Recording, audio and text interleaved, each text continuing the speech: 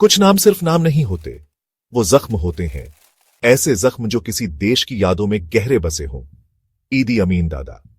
Uganda के लिए ये एक लंबी काली रात की शुरुआत थी। वो सिर्फ एक रूलर नहीं था, वो तो एक तूफान था, एक डिस्ट्रक्टिव स्टॉर्म जो पूरे देश में फैल गया। उसकी हंसी में भी खतरा गूंजता था, उसकी मुस्कान के पीछे छिपी थी अनकही दहशत। इस आदमी का साया इतना बड़ा था कि मानो सब कुछ निकल जाएगा। वो एक फैंटम की तरह आया, बेहिसाब पावर वाला इंसान और बेहिसाब क्रूएल्टी वाला भी।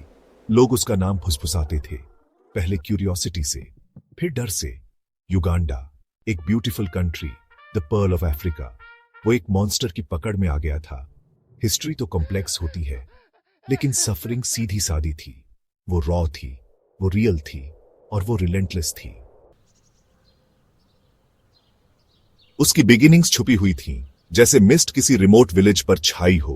किसी को ठीक से उसके बर्थ ईयर का नहीं पता। कहते हैं 1920s के मिड में कभी कोबोको, वेस्ट नाइल प्रोविंस, सूडान और कांगो के बॉर्डर्स के पास, एक काकवा फादर, एक लुगबारा मदर। वो पेरिफेरी का बच्चा था, कॉलोनियल पावर के सेंटर से बहुत दूर।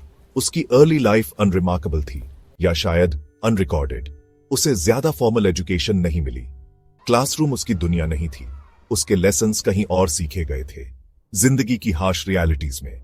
वो एक बिग मैन था, यूथ में भी स्ट्रांग, इंपोजिंग। ये फिजिकल प्रेजेंस उसका पासपोर्ट बन जाएगी। 1946 में उसे एक एस्केप मिला। उसने किंग्स अफ्रीकन राइफल्स ज्वाइन कर ली, ब्रिटिश कॉलोनियल आर्मी की एक यूनिट। कुछ अकाउंट्स बताते हैं कि उसने असिस्टेंट कुक के तौर पर शुरुआत की, लेकिन उसकी फिजिक ज्यादा दिन किचन्स तक सीमित नहीं रह सकी। उस पर लोगों की नजर पड़ी। उसकी रॉ पावर अनडिनायबल थी, पहाड़ जैसा आदमी। उसके फिस्ट्स ऐसी लैंग्वेज बोलते थे जो सबको समझ आती थी। वो एक बॉक्सर बन गया, युगांडा का हैवीवेट चैंपियन 1951 से 1960 तक, 9 इयर्स अनडिफीटेड।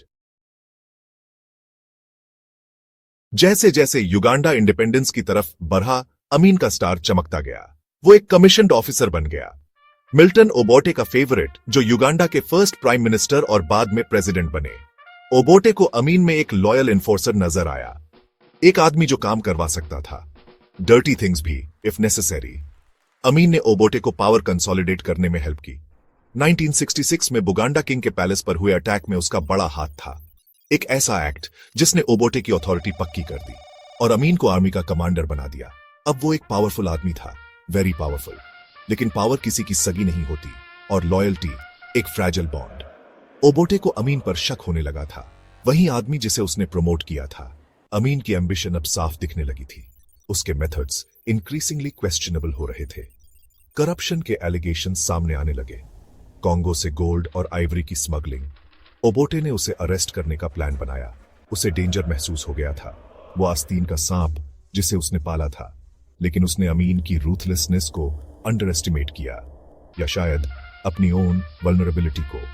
जब ओबोटे सिंगापुर में एक कॉमनवेल्थ समिट अटेंड करने गए हुए थे, तभी अमीन ने स्ट्राइक किया।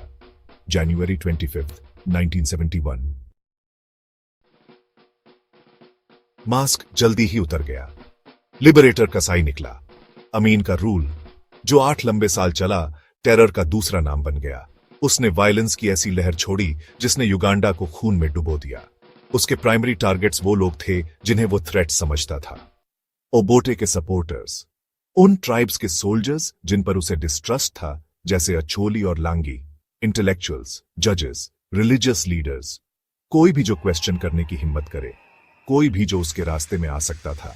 डिसअपीयरेंसेस आम बात हो गईं। लोग वैनिश हो जाते थे, रात उन्हें निगल जाती थी, never to be seen again. उसने किलर स्क्वाड्स बनाए, the state research bureau, the public safety unit. नाम जो ऑफिशियल लगते थे, हार्मलेस, लेकिन उनका काम इसके बिल्कुल उलट था। वो अमीन के टेरर के इंस्ट्रूमेंट्स थे। टॉर्चर चेंबर्स बनाए गए, अनइमेजिनेबल क्रूएल्टी की जगह है। किलिंग के मेथड्स बार्बरिक थे। विक्टिम्स को शॉट किया जाता था, ब्लडजन किया जाता था, नाइल में क्रोकोडाइल्स को खिला दिया जाता था। उनकी बॉडीज अक्सर पब्लिक प्लेसेस पर फेंक दी जाती थीं। दूसरों के लिए एक ग्रूसम वार्निंग।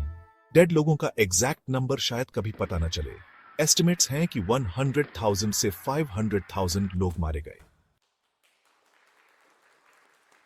अगस्त 1972 में ईदी अमीन ने एक अनाउंसमेंट किया जिसने युगांडा और दुनिया को हिला दिया। उसने डिक्लेयर किया कि उसे एक ड्रीम आया है, एक डिवाइन मैसेज। उसने क्लेम किया गॉड ने उसे युगांडा से सभी एशियंस को एक्सपेल करने को कहा है। ये इंडियन और पाकिस्तानी डिसेंट के लोग थे। उनमें से कई युगांडा में ही बॉर्न हुए थे। उनकी फैमिलीज जनरेशन से वहीं रह रही थीं। वे देश के कॉमर्स की बैकबोन थे। Traders, shopkeepers, industrialists. उन्हें सिर्फ 90 डेज दिए गए।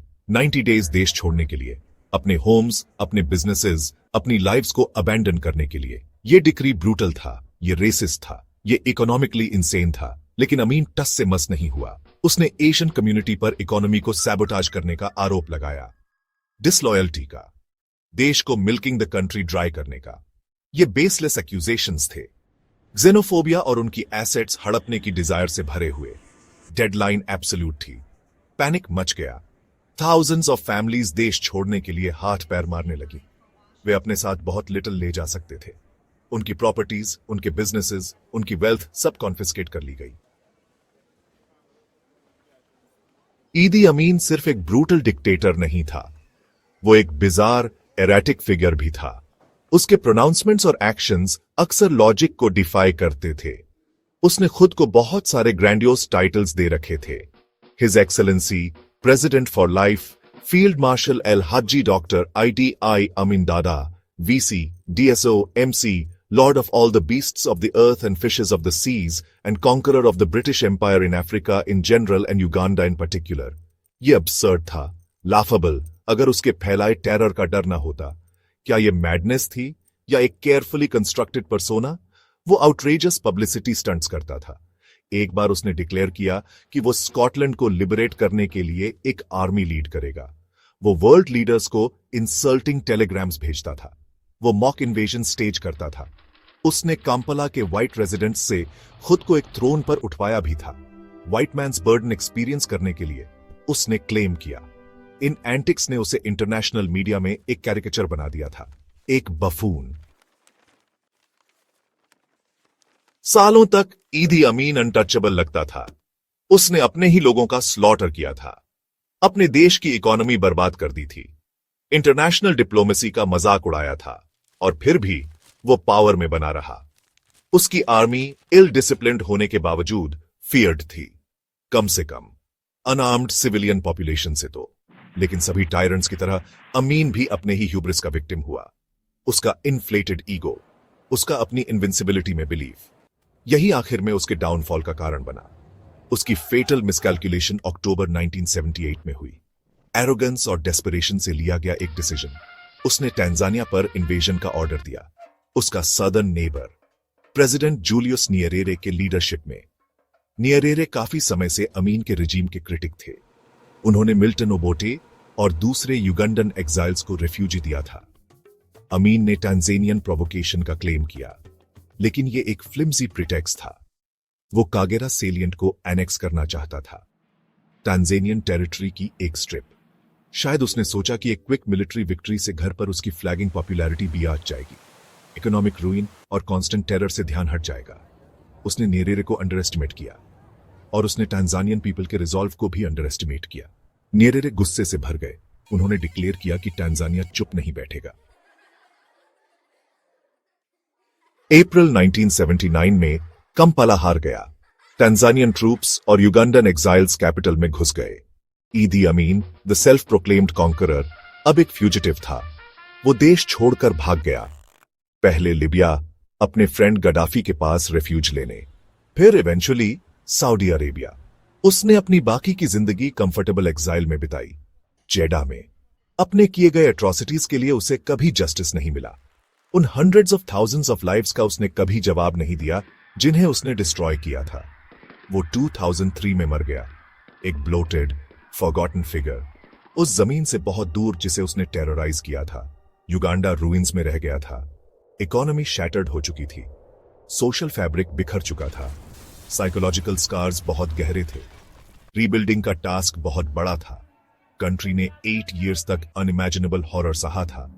अमीन के डिपार्चर से बहुत रिलीफ मिला था, लेकिन रिकवरी का रास्ता लॉन्ग और आर्जुअस होने वाला था। उसके रूल की लेगेसी सालों तक युगांडा को हॉन्ट करती रही। पॉलिटिकल इंस्टेबिलिटी, वायलेंस, पास्ट के गोस्ट्स आसानी से पीछा नहीं छोड़ते। टीरनी की कॉस्ट हमेशा हाई होती है, ब्लड में पे की जाती है, सफरिंग में